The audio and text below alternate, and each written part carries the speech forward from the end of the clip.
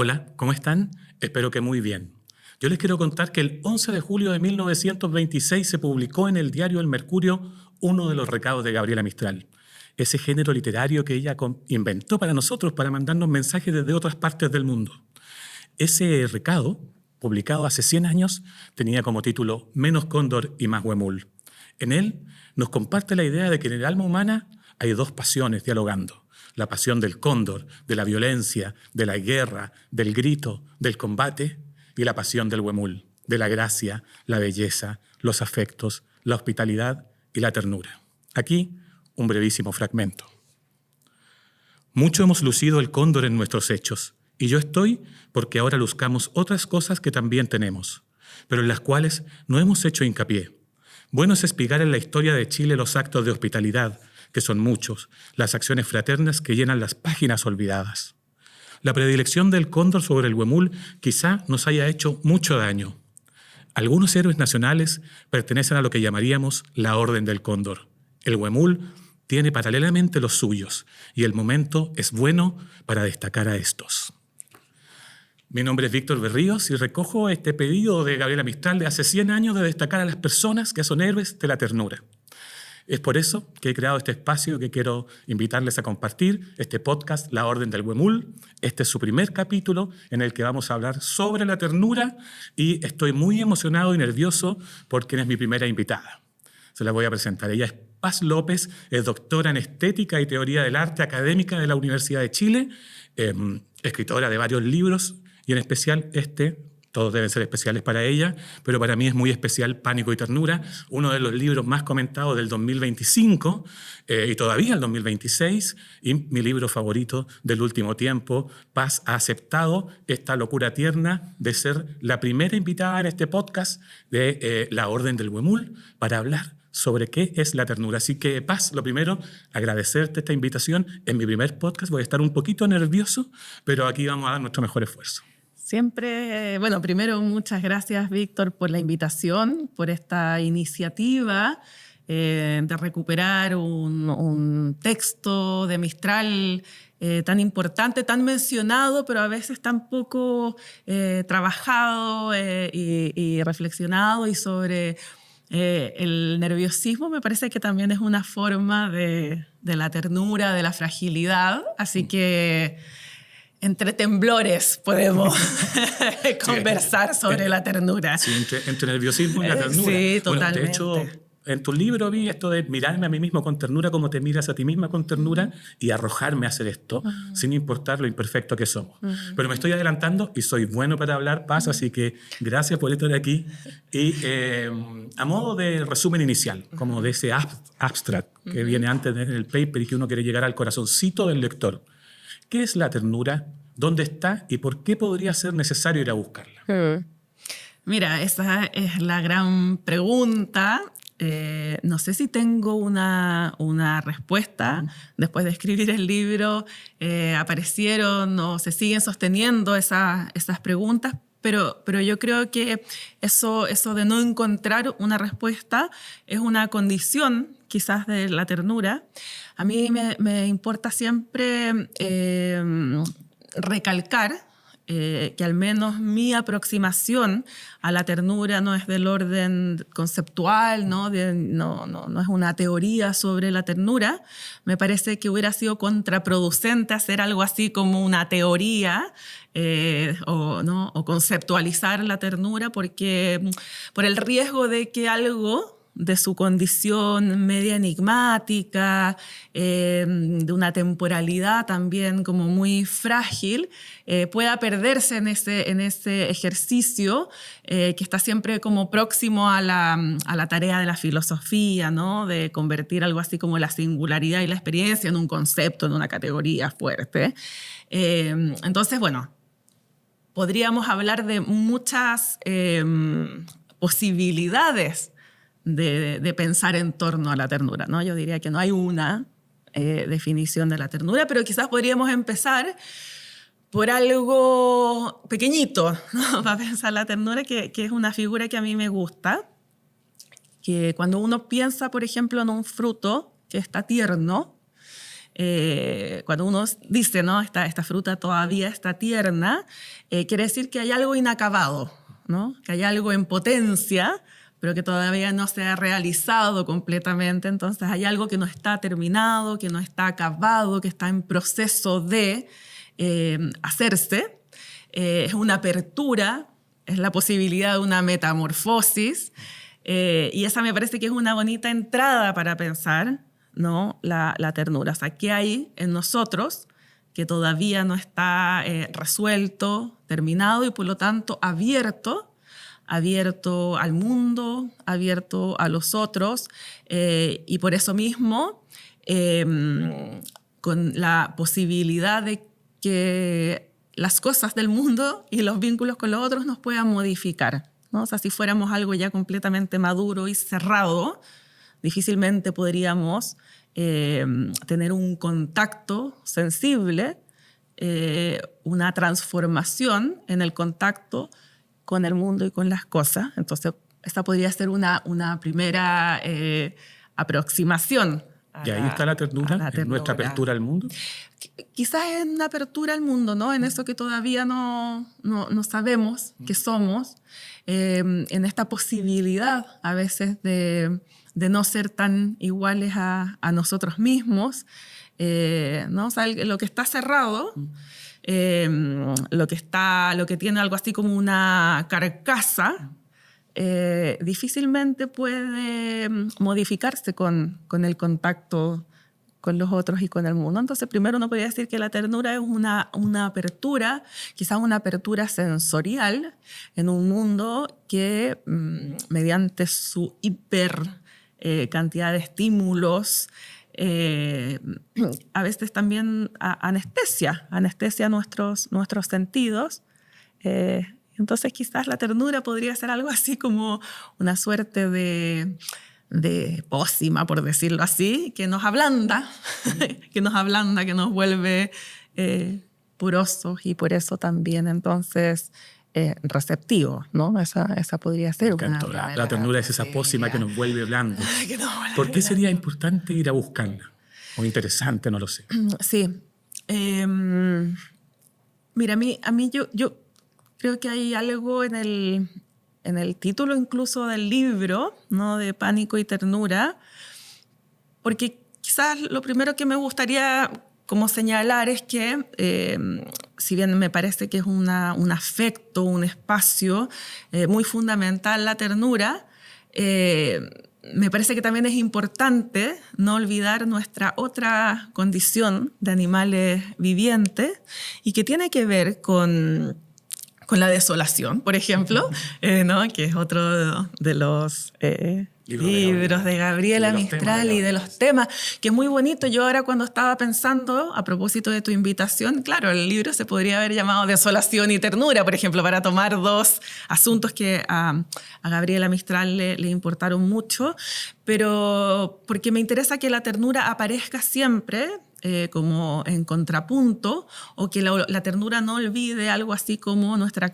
condición de animales primero finitos, de animales que también estamos expuestos al sufrimiento, al dolor, a la pérdida, ¿no? Como, digamos, tengo la sensación de que hay una suerte como de higiene, ¿no? Higiene de todo aquello negativo que hay en nosotros, una suerte, la otra vez he escuchado a un psicoanalista que decía que, por ejemplo, el sufrimiento, el dolor se consideran algo así como analfabetismos psíquicos, que habría que sacarse de encima, mediante todas estas retóricas, por ejemplo, del bienestar y de la felicidad, ¿no? Estamos rodeados de expertos en felicidad. Entonces me parece que es muy importante pensar esa condición, que es la condición que nos vuelve, digamos, sensibles, ¿no? O sea, si pensáramos, por ejemplo, que vamos a vivir para siempre, difícilmente podemos entrar en contacto, un contacto así como intensivo con el mundo, ¿no? Un ejemplo muy, muy banal, que me lo decía la otra vez un amigo, me decía, estábamos en una exposición, cerrando una exposición de arte, en una conversación, y me decía, si esta exposición durara para siempre, si supiéramos que esto va a estar para siempre, probablemente no vendríamos, no nos interesaríamos. Perdería sentido. Perdería sentido, ¿no? O sea, que como que nos interesamos por las cosas que sabemos que ya no van a existir. Entonces, bueno, quizás el pánico, la desolación podría tener que ver con un saber sobre esa condición finita, con poder como acoger nuestros sufrimientos. Pero si solo estamos caídos, ¿no?, en la desesperación, en la desolación, en el sufrimiento, hay algo de la vida que se vuelve mortífero, que se cierra, por ejemplo, a la imaginación. Y entonces la ternura, que puede ser algo intermitente, ¿no? Ahí tiene algo frágil la ternura, quizás es si uno pensara la temporalidad de la ternura, quizás es la intermitencia, ¿no? Eso que aparece, unos pequeños destellos que aparecen, a veces en medio así como del tedio vital, pero que permite, por ejemplo, modificar las representaciones que tenemos sobre los otros, ¿no? O sea, la ternura puede ser, decíamos, ¿no?, este fruto todavía no hecho, pero también la ternura puede ser una manera de poder representarnos a los otros, no como objetos de odio, como eso que me incomoda y que me molesta para mi propia realización personal, ¿no?, que impide que pueda ser, ¿no?, algo así como un sujeto viril. Y entonces la ternura es un límite también a todas esas formas que, por ejemplo, Gabriela Mistral vinculó a la figura del cóndor, ¿no? Sí, vamos a volver sobre esta idea. Con eso vamos a tener nuestro abstract, que está muy bonito. Yo te comentaba que cuando leí tu libro el año pasado, yo llevo años en situación de enamoramiento de Gabriela Mistral y la leo mucho, y leí tu libro y dije, aquí está Mistral. Al fin, casi como con esa sensación, al fin, porque la hemos convertido en un adorno en el espacio vacío y cuesta retomar esta tradición, ¿no? Este llamado a ser tiernos, a los hospitalarios, a tener alma de huemules. Y que ahora que me dices que si el libro tiene todo sentido, se podría haber llamado Desolación y Ternura, son dos libros de Gabriela Mistral, ¿no? Aquí está Ternura, que anda conmigo, y Desolación es otro de sus poemarios famosos, o sea, hubiese sido un perfecto título para citarla. Pero quiero volver al inicio de tu respuesta, y yo ya que me estoy tranquilizando, estoy hablando menos rápido, decirte que efectivamente algo que me gusta de tu libro es esta persecución amorosa de una definición de la ternura. Tú vas detrás de ella y se te escapa, ¿no? Y ahí en ese espacio donde se encuentran la filosofía y la poesía, donde es lo que nunca se alcanza, ¿no? Como dice Zambrano. Ese espacio del claro del bosque donde aparecen cosas pero se fuman, como un huemul, como una gacela. Y tú hay momentos en el libro en que te aproximas a una definición de ternura y se te va, ¿no? Como ese poema de Lezama Lima dice, que tú te escapes en el instante en que habías alcanzado tu definición mejor. Y se te va. Y ocupas una palabra que a mí me encantó, cómo la repites, que es la palabra quizás. Entonces yo elegí 5 momentos en que tú nos dices que la ternura quizás es algo. Entonces voy a decir esos 5 momentos y los conversamos breve, que es profundizar en lo que nos dice. El primero de ellos es que nos dice que la ternura quizás es una manera de mirar, una mirada. ¿Por qué? Qué bonito que hayas reparado en ese quizás, porque sabes que en algún momento el libro se iba a llamar La ternura quizás. Así que qué bonito que hayas pesquisado eso, que claro, que era también como evitar la tentación de hacer que algo, como te decía, ¿no?, que algo del orden como de la experiencia se transformara en un precepto, ¿no?, en una cosa más prescriptiva. Y entonces la cuestión en algo cerrado, ¿no? Entonces, claro, la cuestión de la mirada me parece, y creo que aparece en varias escenas del libro, ¿no? En La niña espía, en el modo de mirar ciertas obras, ciertas imágenes. Entonces, claro, primero por esta idea de que pareciera ser que el mundo nos parece o se nos aparece como algo completamente transparente, ¿no? Propiciado, por supuesto, cada vez más por las redes, por este mundo como encendido 24/7, ¿no? Entonces esta idea de que somos transparentes para el otro, transparente para nosotros mismos, que no habría algo así como un enigma circulando por el mundo, ¿no? Zonas como de sombras, de misterios. Y entonces allí me parecía que la ternura no es ni esa mirada que es la de esos ojos que no pestañean, ¿no? Que es la mirada del que enjuicia, del que está lleno, ¿no? De prejuicios, ¿no? Ese animal de ojos abiertos, del que habla Derrida, ¿no? Que es terrorífico, no pestañea nunca. Y también la mirada completamente cerrada, que también es otra forma de desconectarse con el mundo, ¿no? O sea, por ejemplo, frente a las catástrofes que vemos en vivo, frente a la muerte que podemos seguir, ¿no? en las redes, pareciera ser que miramos eso con los ojos cerrados, en el sentido de que hay algo de nuestra sensibilidad que ha dejado de conmoverse con ciertas cosas. Entonces, en esa ternura quizás, ¿no? La mirada tierna podría ser esa mirada que es del parpadeo, ¿no? De eso que ve y no ve. El parpadeo es bonito porque es una mirada que no aprende, ¿no? Que abraza, no atrapa, ¿no? Abraza pero no atrapa. Abraza pero no atrapa, ¿no? Entonces tiene una suavidad. Claro, entonces que no es ni la mirada del cruel ni del juez, pero tampoco es la mirada, ¿no? Del que ya no quiere saber nada de las cosas del mundo. Entonces, esa podría ser una manera de la mirada tierna. Una mirada que acaricia. Una mirada que acaricia, ¿no? Y que tiene que ver también la mirada con una forma de atención también, ¿no? O sea, ¿cómo miramos nosotros ahora? Digo nosotros, me incluyo. ¿Cómo es nuestra relación de observación del mundo, ¿no? Rápida. Ojeadas, ¿no? Ojeamos el mundo y pasamos de una cosa a otra, de cuestiones como de distinta intensidad, distintos significados, pero con la misma tipo de atención. Entonces la mirada también con un tipo de atención muy particular. Una de las formas más altas de amor, dice Simone Weil, ¿no? La atención. Absolutamente. De hecho, bueno, yo creo que los libros, sobre todo, ¿no?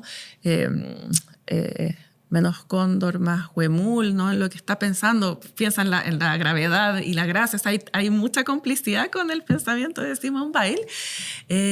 Y que, por ejemplo, esa es una cuestión que a mí me interesa mucho Simone Weil, ¿no? Cuando él dice la atención, para poder atender, ¿no? Para poder tener una atención realmente sensible, profunda, intensiva, es necesario vaciarse de uno mismo, ¿no? O sea, si estamos repletos de nuestros propios asuntos, ¿no? Difícilmente algo puede ingresar en nuestra sensibilidad y nuestro cuerpo. Entonces, esa mirada que se vacía para poder recibir eso que nos llega del mundo puede ser también entonces una mirada tierna. Si tú dices en tu libro, como si es como cuando abrimos los ojos por primera vez, ¿no? Como si te viera siempre por primera vez. Eso es muy bonito también. Que tiene que ver con claro, ¿no? Esta idea además de que nacemos ciegos, ¿no? Nacemos viendo apenas, pero al mismo tiempo la mirada es lo primero que aprendemos o lo primero que hacemos. O sea, llega antes que la lectura, llega antes que la escritura, es como la forma primigenia de conocer el mundo. Y es una mirada repleta de asombro, de incertidumbre, de configuración además de nuestra propia subjetividad, ¿no? Está como en el origen, uno podría decir, de las cosas. Y me parece que es lindo pensar como esa primera vez, una primera vez también que tiene que ver con los nacimientos, con lo que engendra vida. Hay algo de la ternura que quizás no lo tengo totalmente claro, pero que me aparece allí como una idea, ¿no? De la ternura que está vinculado a los nacimientos, a los orígenes, a lo que regala vida, a lo que nos insufla de vida, a lo que nos inyecta de vida. Y esos nacimientos, además, no son nacimientos cronológicos, no es solamente la vez que nacimos, sino que cuántas veces podemos nacer o venir al mundo, ¿no? Ojalá que pudieran ser muchas las veces. Y muchas de esas veces cuando me encuentro con alguien que me provoca ternura. Bueno, de hecho tú citas a Anne de Formantel, que yo también le estaba leyendo sobre la dulzura, la ternura, la hospitalidad, todo este campo semántico que se empieza a encontrar de que la dulzura es una potencia creadora, ¿no? Y la mirada dulce es una potencia creadora porque me muestra toda tu belleza, ¿no? Y en Menos cóndor y más huemul, dice Gabriela Mistral, mejor es el ojo emocionado que observa detrás de unas cañas que el ojo sanguinoso que domina solo desde arriba, ¿no? No mirar mirarte con ojos de cóndor, que ve carroña, ¿no? Sino con ojos de huemul que te mira entre las distancias. Esa frase es notable. Es maravillosa. Volví a leerlo. Claro, primero es una mirada en altura, ¿no? Esa mirada en altura, que primero es como la mirada de nuestro saber, así como occidental, ¿no? Que mira desde arriba, que observa el mundo con distancia, lo más desapegado posible de aquello que está conociendo, ¿no? Entonces esta mirada que sobrevuela, que domina desde las alturas, mirada inalcanzable. Torre de marfil también. A la Torre distancia. de marfil. Jerárquica. ¿No? Jerárquica, vertical, y que además es carroñera, o sea, ¿no? Que se alimenta de lo que ya está descompuesto y de lo que ya está muerto, ¿no? O sea, algo así que su vida se nutre de aquello que ya está descompuesto. Y cuántas veces además sentimos que el mundo es un mundo descompuesto, ¿no? Que descompone. Entonces, bueno, hay una suerte como de esta fuerza que se alimenta de esto que está muriendo, ¿no? O sea, como una fuerza de vitalidad. Lo interesante es que lo que hace Mistral, y yo creo que también tu libro, es la invitación a preguntarnos con qué ojos estamos mirando nosotros el mundo. Totalmente. No, total. Y claro, y la del huemul, que es preciosa, ¿no? De esa bestia débil, ¿no? Que dice que toma el riesgo, ¿no? Que observa, que mide, que toca tierra, ¿no? Esta idea como de la humildad, ¿no? Que tiene que ver con el humus, con la tierra, ¿no? Y que es muy bonito, y el huemul es a ras de tierra, ¿no? Y se toca con las cosas del mundo, se afecta, ¿no? Se protege, pero también se ofrece. Y esta me parece que es una manera preciosa de pensar algo así como la gracia o la manera de un vínculo, ¿no? De relacionarse a través de la gracia con los demás.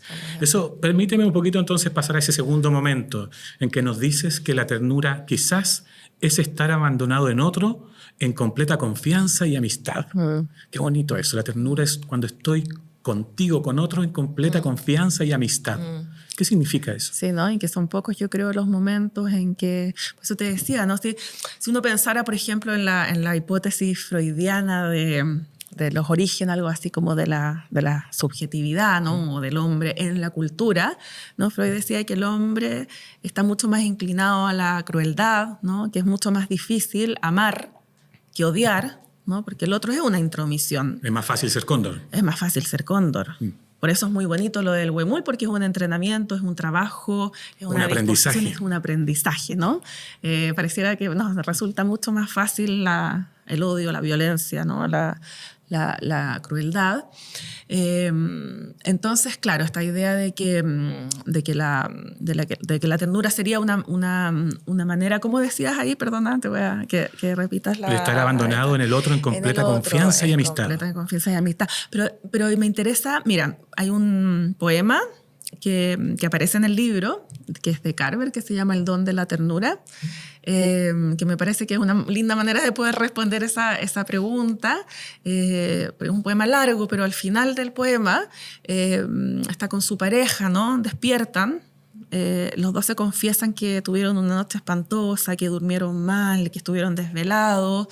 Y Carver dice, probablemente nunca voy a entender lo que te pasa, ¿no? O sea, no comprender así como completamente lo que te pasa, no. Pero la ternura es este amor también por el misterio que es el otro, ¿no? Entonces este abandono en completa amistad tiene que ver también con una suerte de respeto por ese enigma, por esa alteridad completa que es el otro, pero una manera de entender esa otredad, esa alteridad, ese enigma, no como una amenaza, ¿no? Sino como un encuentro entre dos vidas, entre dos mundos, que pese a que a veces no pueden comprenderse, pueden sostenerse tiernamente. Y al mismo tiempo ese encuentro es refugio, es amparo, porque también dice en el libro que la ausencia, una de las maneras de comprender la ausencia de ternura es el desamparo. Es el desamparo. Y estamos desamparados. Hoy día a mí me gusta que traigan la palabra confianza porque estamos viviendo el reino de la hipocresía cordial, ¿no? Todos parece que somos amigos y andamos en cierta cordialidad, pero es una cordialidad que está detrás de la hipocresía. No hay ese abandono de decir yo no sé cómo eres completo, pero me entrego a ti. Entonces es muy bonito eso de esta frase. Sí, sí.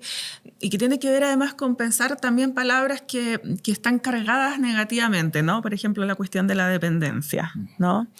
En general hemos aprendido, ¿no?, que mientras más independientes, ¿no?, más maduros somos, más adultos, que no hace falta como depender de otros, que eso es un déficit. Y entonces, claro, por supuesto hay que pensar que hay dependencias que son mortíferas, ¿no?, que nos dejan más del lado de la muerte, pero si uno piensa como en una dependencia como al ritmo, al movimiento de la vida, una cierta dependencia hacia el mundo, ¿no? O sea, la dependencia es una forma de estar en el mundo, de estar involucrado con las cosas del mundo, ¿no? De que las cosas del mundo me interesen, me interpelen.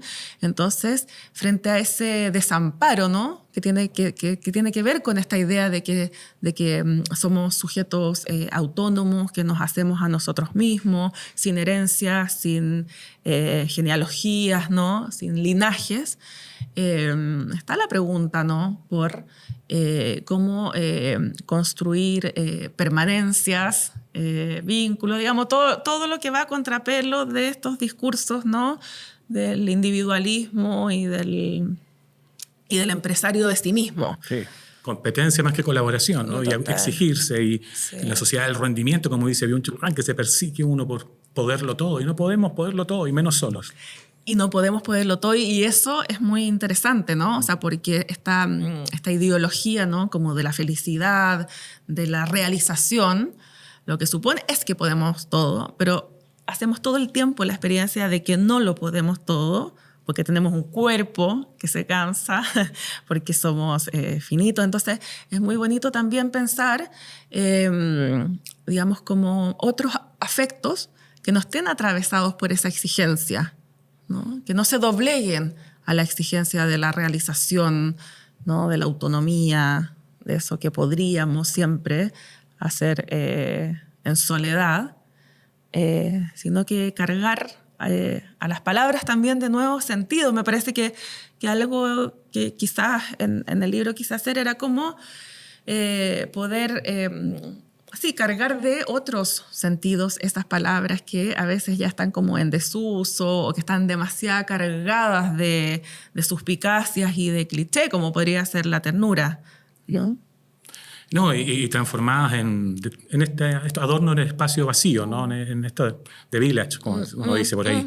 Por eso me gusta también cuando dices que la ternura quizás es más una atmósfera que una posesión, ¿no? Que me gusta esa frase. La ternura es más una atmósfera, quizás es más una atmósfera que una posesión. Está en el territorio del ser, no del tener, como diría Fromm. ¿Cómo es esa atmósfera de la ternura? Sí, ahí claro pensaba en estas dudas además que me iban apareciendo mientras escribía, ¿no? Decía, bueno, ¿será la ternura, por ejemplo, un afecto, ¿no? ¿Será una emoción? Me gusta la idea de la emoción, ¿no? Como si uno piensa en la palabra emoción, que ahí creo que aparece en el libro, ¿no?, como en esta emoción, ¿no? Esto que nos saca de nosotros mismos, que nos mueve hacia otra cosa, ¿no?, esa apertura a modificarnos. Y entonces, claro, me parece que claro, ¿no?, que la ternura puede tener esa fuerza de... Y de nuevo, perdón que me olvido de las referencias que me das. No te preocupes, que es una atmósfera y no una posesión. La atmósfera y no una posesión, ¿no? Incluso porque tiene una duración que es breve, ¿no? Uno a veces siente como una... No, porque cuando uno dice, bueno, ¿dónde está la ternura? ¿Cómo, ¿la sentimos o no? La sentimos, por ejemplo, como sentimos la tristeza, la sentimos como sentimos la alegría. Es mucho más frágil la manera que tiene de manifestarse. Y entonces cuando pienso en una atmósfera, pienso en que hay algo que se compone de muchos elementos, ¿no? que implica vínculos, que implica la creación, algo así como de un espacio que tenga otras formas de atención, otras formas de mirada, otras formas del tacto, otras formas de nuestra manera de escuchar. Y entonces, claro, por eso lo pensaba más como una atmósfera que algo que se tiene, ¿no? O sea, es raro decir tengo ternura. Uno no dice tengo ternura, ¿no? Como dice tengo hambre, tengo sed, tengo rabia, ¿no? De la ternura uno no dice tengo. Porque está ternura, entre nosotros también. Porque está entre dos. Entre dos, ¿no? Porque ocurre en un vínculo, porque es una suma de asuntos que tienen que estar allí componiéndose para que algo así como la ternura haga su despliegue. Hay una famosa conferencia de David Foster Wallace, que esto es agua, probablemente la he escuchado, que vienen dos pececitos y viene un pececito mayor y le dice, oye, el pez mayor le dice, oye, ¿cómo está el agua? Y los pececitos se dicen, ¿qué será el agua? ¿No? Entonces, que existen dos tipos de peces o dos tipos de personas, los que saben que existe el agua y los que no se dan cuenta que existe el agua. Bueno, el agua para David Foster Wallace es saber que el ser humano nace con una configuración de fábrica de creer que es el centro del universo. Sí. Y que eso tiene que deshacerlo las humanidades y la filosofía y la poesía. Sí. Bueno, pero tal vez el agua es mirar que los seres humanos habitamos atmósferas con o sin ternura. Y que la ternura podría ser el agua que nos permite seguir conservando nuestra humanidad. No sé, me quedé pensando en eso. No, es que, de nuevo, fantástico que menciones ese libro, esas conferencias, ¿no? que da Foster Wallace en la universidad. Me dio mucha pena porque lo leí después de haber escrito el libro y para mí fue como un hallazgo. O sea, me encanta que lo menciones. Porque claro, además de esto, ¿no? de cuando estás demasiado adentro de una cosa, dejas de verla, ¿no? ¿no? Estos peces en el agua, ¿no? han vivido siempre adentro de eso, por lo tanto no tienen como una afuera, una alteridad que les permita poder ver que están allí en el agua. Pero además en ese texto de Foster Wallace, que me parece muy bonito porque permite pensar la ternura, de nuevo, como algo que se entrena, que se practica, incluso que se decide, ¿no? Y que tiene que ver con una ética en ese sentido, ¿no? Y con una responsabilidad, y que me parece que ahí él abre una cosa muy interesante, pues no sé si te acuerdas, ¿no? Cuando él empieza a decir, salgo del trabajo, completamente choreado, sí, aburrido, un trabajo que me carga, ¿no? Voy por la autopista, taco. Voy en el taco y me acuerdo que tengo que ir al supermercado. Voy al supermercado, el supermercado está lleno, ¿no? Y van estas señoras que me empujan con los carros. Entonces dice, bueno, yo lo que podría hacer aquí es hacer explotar el mundo, odiar a la humanidad, odiarme a mí mismo. Pero dice, bueno, pero ¿qué pasa si uno empieza a mirar de otro modo, a prestar atención de otro modo y empezar a pensar, bueno, ¿de qué están hechas esas vidas, no? ¿Qué estarán atravesando esas vidas? Vidas que quizás están también padeciendo lo mismo. Entonces, bueno, este cambio de registro en la mirada, o en el modo en que piensas a los otros, ¿no? En que te representas a los otros, bueno, puede modificar completamente la manera, ¿no? Entonces, en vez de odiarlos, puedes, bueno, sentir ternura. Los quiero, ¿no? Los quiero, estamos todos en lo mismo aquí. Estamos todos un poco en lo mismo, ¿no? En este oficio de vivir. Entonces es muy bonito porque además de pensar, como te decía, la cuestión como de una ética, ¿no? Permite pensar otras representaciones de lo otro. Entonces a veces la ternura me interesa pensarla como, ¿no? O sea, si en general nos representamos a los otros como algo que impide mi realización personal, como algo que me estorba, como una piedra en el camino, podemos representarnos a los otros de otra manera. Y la ternura quizás puede ser una manera de representación de los otros. Y una manera de aprender, puede ser una situación de aprendizaje. Por eso me gusta, porque la última de las frases que te recogí en ese, que quizás es la ternura, tiene que ver con esto. La ternura quizás es un entrenamiento para caminar con menos torpeza sobre la vida, siempre en proceso de demolición. Qué bonito eso, sí. La vida está en proceso de demolición y la ternura nos permite entrenar, nos permite aprender, nos permite cambiar la mirada y nadar con los demás, ¿no? Esto que se demuele todos los días, ¿no? Sí, y que tiene que ver con, además, claro, quizás la única evidencia es que vamos camino hacia la muerte, Pero el mundo no es una evidencia, ¿no? O sea, pareciera ser que en todos los diagnósticos que se hacen sobre nuestra contemporaneidad, pareciera ser que es una evidencia, que ya no hay nada que modificar, que no hay nada que alterar, que no hay nada que cambiar. Me parece que esos discursos sobre como el fin, ¿no? Estamos como muy repletos de estos discursos del fin de las cosas, del fin del mundo. Me parece que la ternura primero permite como girar esa mirada oscura sobre los tiempos, poder producir otro tipo de imaginación sobre el mundo, y que sí, ¿no? Y que hay una frase muy bonita de Andrew Furmantel que la citabas, que decía, bueno, ¿cómo podemos regalarle a los vivos un instante de vida? ¿No? Y eso es muy bonito porque por un lado está diciendo que estar vivos, que podemos estar vivos y podemos estar muertos. Le vamos a mostrar el libro ahí para recomendar este libro precioso. ¿Ahí lo podemos mostrar? No está por ahí, no, vamos a verlo. Pero ahí es bellísimo. Entonces ella dice, bueno, regalarles ese instante de vida a la vida. Entonces quiere decir que no basta con nacer para estar vivos, que hay que hacer, ¿no? Que hay que mover como fuerzas inauditas para que algo de una chispa de vida se inyecte en nuestras vidas. Y la ternura creo que trabaja hacia ese lugar, ¿no? Trabaja del lado de las pasiones alegres, trabaja del lado de las chispas de vida, trabaja por una comprensión de los otros, que no olvida eso.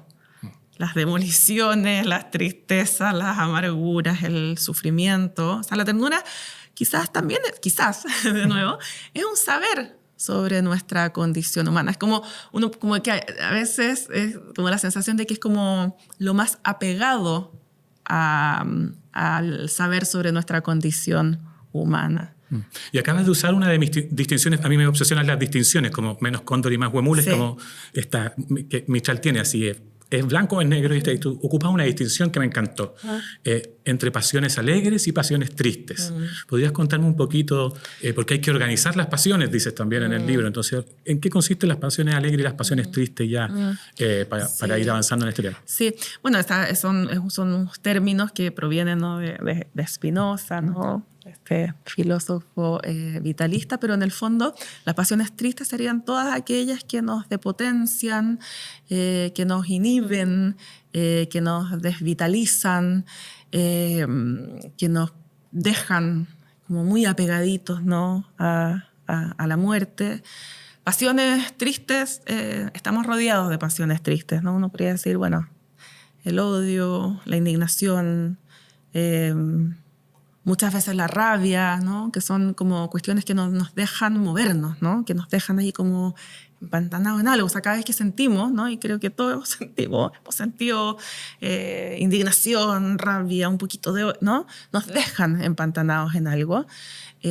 Versus, ¿no? las pasiones alegres que están del lado, ¿no? De todo aquello que en una vida puede desplegarse como potencia, todo aquello que permite eso, ¿no? Inyectar de vida a la vida. Y a veces estas cosas pareciera ser que son como un poquito ingenuas, ¿no? O sea, frente a los discursos, ¿no? A los discursos del... Gritones del cóndor. Gritones del cóndor, que me encanta gritones. Porque lo dice así, ¿no? Gritones. La voz del amo, eso, ¿no? Que levanta la voz.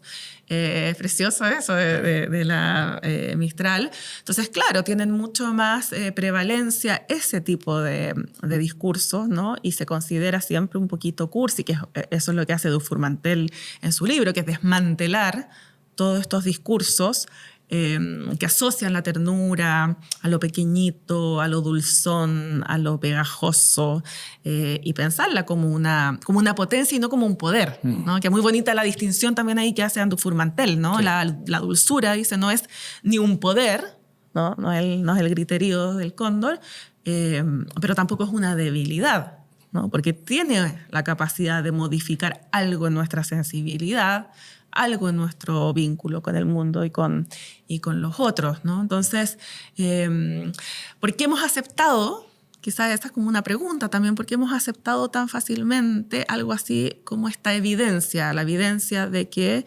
el mundo funciona o se mueve mucho mejor con estos afectos tristes. Con el poder, la fuerza. Con el poder, la fuerza, ¿no? Con lo que se erige, con lo que se impone, que con estas otras pasiones. Se etiquetan como cursis, pero pucha que nos pegan. Tú dijiste en una entrevista que me encantó una frase que todavía me resuena. Dice, nosotros los seres humanos somos los únicos animalitos que se preguntan si los otros los quieren, ¿no? Sí. Y es verdad. Porque andamos todo el día preguntándonos si nos quieren o no. Y nuestras grandes alegrías, nuestras grandes tristezas provienen de esa pregunta, ¿no? O sea, ¿cuántas veces nos hemos sentido excluidos, despreciados, poco amados? ¿O cuántas veces nos hemos sentido amados, reconocidos? Y bueno, la sensación vital cambia mucho entre esos dos polos, y yo creo que sí. A veces se dice, no, lo propio del animal, por ejemplo, es el lenguaje, ¿no? Pueden ser todas estas cosas, pero también creo que es la pregunta. ¿Me ama o no me ama el otro? ¿Qué va a hacer el otro conmigo? ¿Qué va a hacer el otro con mi deseo, con mi amor?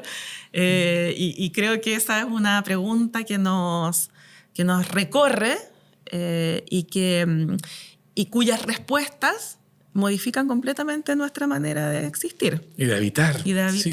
¿No? Sí, muy interesante. Ya nos van quedando pocos minutitos, así que te agradezco y agradezco a todos los que han hecho el acto heroico de llegar hasta aquí en esta conversación sobre la ternura en este primer capítulo del podcast Menos Cóndor y Más Huemul, donde hablamos sobre la ternura con Paz López. Y Menos Cóndor y Más Huemul, hermoso. Y en tu libro vamos terminando también con una distinción del reino, no sé si animal, no soy muy experto, pero esta distinción entre polilla y luciérnaga. Ser menos polilla, ser más luciérnaga. Cuéntame un poquito de eso, que me encantó. Es verdad que podría ser el contrapunto, ¿no? La polilla, pobrecita, ¿no? Son también tan amorosas y además, como ahí digo, ¿no? Por ejemplo, Sebald escribió un texto precioso sobre las polillas. Entonces, bueno, pero ahí... Claro, esta cosa de las polillas que son torpes, que su como horizonte es la luz, ¿no? Es como la plenitud, ¿no? Y se lanzan sobre esa luz de una manera completamente torpe, sin luz la persiguen. Claro, ¿no? Se te meten en el oído, en el pelo, te pegotean, ¿no? Tiene como algo versus la luciérnaga, que primero está como en desaparición, ¿no? En extinción, como el huemul. En extinción, como el huemul. ¿Cuántas veces podemos encontrarnos con una polilla? Por eso el relato en ese libro tiene que ver con la fascinación de haber encontrado una luciérnaga, pero además adentro de mi pieza, ¿no? En la oscuridad, y yo decía, ¿qué es esta belleza? Pero bueno, no se lanza a la luz, sino que ella misma es una luz frágil, pero que a la vez no se deja ver a sí misma, ¿no? O sea, como que la luciérnaga se enciende, pero encendiéndose no se muestra a sí misma, sino que se ofrece a nosotros y a la fascinación de nosotros, ¿no? No tiene que ver, se regala, no tiene que ver con ella, ¿no? Su lucecita no es para iluminarse a sí misma, sino para producir algo así como una fascinación en quienes la están mirando. Y entonces un poquito en ese contrapunto quería pensar ¿no? El contrapunto entre la polilla y la luciérnaga, entre el cóndor y el huemul. ¿no? Nos sirve para esta ética de vivir, ser más huemul, de ser más luciérnaga, ¿no? Sí. Regalar el poquito de luz que tenemos, que es necesario para existir. Y para ir terminando, quiero contarte que en la última de Superman, no sé si la viste, ¿no? Probablemente no, pero no importa. Hay un momento en que Luisa Lane, cuando viene Clark Kent derrotado, lo empieza a retar y le dice, oye, pero es que tú eres demasiado bueno. Y él le dice, yo no soy tan bueno, me gusta la música punk. Y él le dice, ¿cómo te va a gustar la música punk si tú eres tan bueno? Le dice, cada vez que conoces a alguien, tú confías en él y lo encuentras hermoso. Y Clark Kent le responde, bueno, quizá eso es el verdadero punk. Quizá eso hoy es el verdadero punk. Hoy es ser punk. Meterse en la ternura es un tipo de revolución, de resistencia, ser dulce, ser bondadoso. Mira, es súper parecido a lo que dice, no sé si viste, te devuelvo con una película. Yo me fui al lado pop. Pero... No, me encanta. Valor Sentimental. Ah, no la he visto. ¿No la has visto? Me castigo yo ahora, pero sí. Pero, bueno, y él, el director, ¿no? Mientras hacía la difusión de la película, dijo esto, ¿no? La ternura es el nuevo punk. Y entonces yo vi esta película y dije, bueno, quiero ver dónde está la ternura y por qué la entiende así, ¿no? De hecho, es la frase, ¿no? La ternura es el nuevo punk. Qué bueno. Qué fascinante que se crucen, ¿no? Con Clark Kent. Claro. Y hay una escena, ojalá tengo 2 segundos para decirla. No, sí tengo. Hay una escena donde están 2 hermanas conversando, lloran, ¿no? Una de las hermanas no quiere vivir, la vida se le vuelve cuesta arriba, quiere morir, y la otra hermana, bueno, hizo su vida, y entonces la hermana le pregunta por qué si venimos de la misma historia, una historia más o menos triste, como muchas de las historias que atravesamos siempre, por qué si venimos de la misma historia, de los mismos padres, yo me quiero morir y tú quieres vivir. Y entonces la hermana, que es la hermana menor, le dice, bueno, es que hay una diferencia fundamental.